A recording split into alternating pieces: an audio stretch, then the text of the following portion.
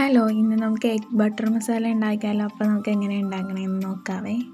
First പാനിലേക്ക് നമുക്ക് കുറച്ച് ബട്ടർ ഇട്ട് കൊടുക്കാം. അതിലേക്ക് പൊടിക്കാത്ത ഗരം മസാല ഉണ്ടല്ലോ, അതെല്ലാം കൂടി ഇട്ട് കൊടുക്കുക. എന്നിട്ടൊന്ന് റോസ്റ്റ് ചെയ്തെടുക്കാം കേട്ടോ. പിന്നെ അതിലേക്ക് നമ്മൾ ചേർത്ത് കൊടുക്കണം വെളുത്തുള്ളി, ഇഞ്ചിയും പച്ചമുളകാണ്. പച്ചമുളക് ഒരെണ്ണം എടുത്തിട്ടുള്ളൂ, എരിവ് കൂടുതലായിരിക്കും. നമ്മളിത് മിക്സിയിട്ട് അരയ്ക്കും കേട്ടോ. അപ്പോൾ അതും ഒന്ന് റോസ്റ്റായിട്ട് വരുമ്പോഴത്തേക്കും സവാള അത്യാവശ്യം വലുതായിട്ട് അരിഞ്ഞതാണ്, അതും കൂടി ചേർത്ത് ഉപ്പ് ഇട്ടിട്ട് നന്നായിട്ട് വഴറ്റിയെടുക്കാം കേട്ടോ.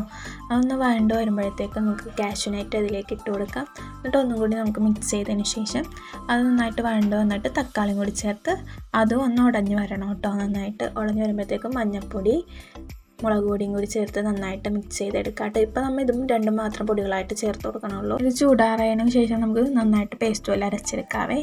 ആ സമയത്ത് നമുക്ക് മുട്ട പുഴുങ്ങിയെടുത്തിട്ട് അതിൽ ഇതേപോലെ ചെറുതായിട്ടൊന്ന് വരഞ്ഞു കൊടുക്കാം കേട്ടോ.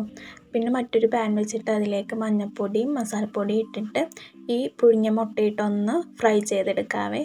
എന്നിട്ട് അതേ പാനിൽ തന്നെ നമ്മൾ കുറച്ചും കൂടി ബട്ടർ ഇട്ടിട്ട് സവാള ചെറുതായിട്ട് അരിഞ്ഞതും കൂടി ചേർത്തിട്ട് നന്നായിട്ട് വഴറ്റിയെടുക്കാം. കുറച്ച് ഉപ്പും കൂടി നമുക്ക് ചേർക്കാം കേട്ടോ. വേഗം ഇപ്പം വഴന്ന് കിട്ടുവേ. അതിന് ശേഷം പിന്നെ നമ്മൾ ചേർക്കണത് കുറച്ച് മുളക് പൊടിയും പിന്നെ മല്ലിപ്പൊടിയാണ് കേട്ടോ ചേർക്കുന്നത്. അതിൻ്റെ നമ്മൾ അതിലേക്ക് ചേർത്ത് കൊടുക്കുന്നത് നേരത്തെ പേസ്റ്റാക്കി വെച്ച ആ മിക്സിയിൽ അതാണ് കേട്ടോ ഇതിലേക്ക് ചേർത്ത് കൊടുക്കുന്നത്. അത് ചേർത്ത് കുറച്ച് വെള്ളം കൂടി അതിൻ്റെ കൂടെ ആഡ് ചെയ്തതിന് ശേഷം അതൊന്ന് തിളച്ച് വരുമ്പോഴത്തേക്കും നമുക്ക് മസാലപ്പൊടി കുറച്ച് ഇട്ട് കൊടുക്കാവേ.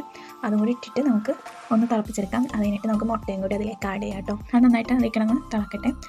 ഇതിലേക്കെല്ലാം നമ്മൾ ഇട്ടെല്ലാം അതിലേക്ക് പിടിച്ച് വരാൻ വേണ്ടി കുറച്ച് നേരം നമുക്ക് അങ്ങനെ മൂടി വെച്ച് കഴിക്കാം കേട്ടോ. പിന്നെ അതിലായിട്ടുള്ള ആവശ്യം നമുക്ക് കുറച്ച് കറിവേപ്പിലയും മല്ലിയിലയും കൂടി ചേർത്ത് നമ്മുടെ മപ്പാസ് റെഡി.